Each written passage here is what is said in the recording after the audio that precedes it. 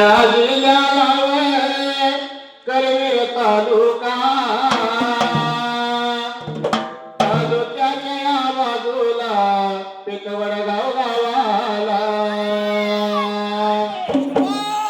गावामध्ये गावून गेला एक वालग्या शिरपती या नावाचा मानयाच्या पोळीचा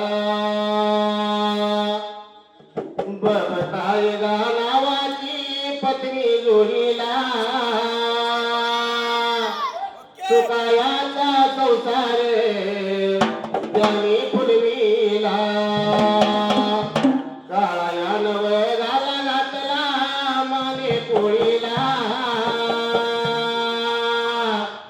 शिरपती मामा माझा स्वर्गवासी झाला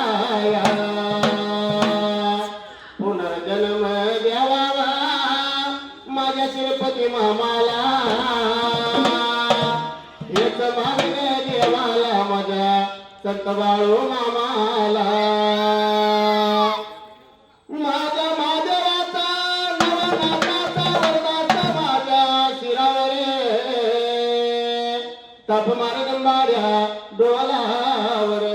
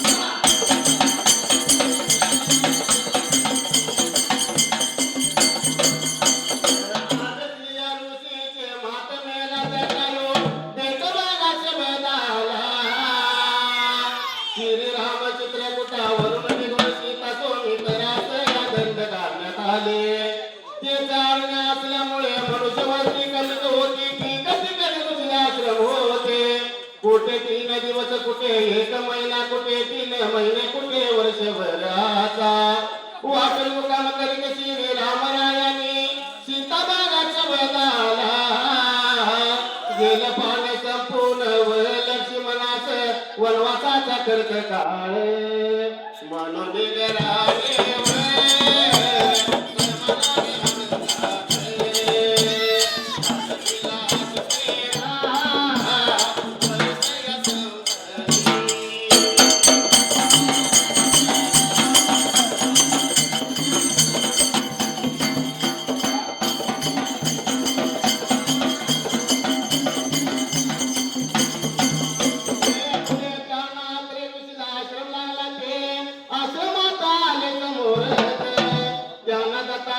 मूर्तीचे दर्शन घडले नंतर आश्रमात आले त्या ठिकाणी आश्रम जवळ महापतिव्रता बसली होती त्या दोघांना राम सीता व लक्ष्मण यांनी साष्टांग नमस्कार घातला आणि सैन्याची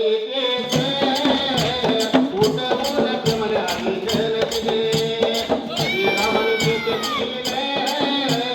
जीवताया मुकाम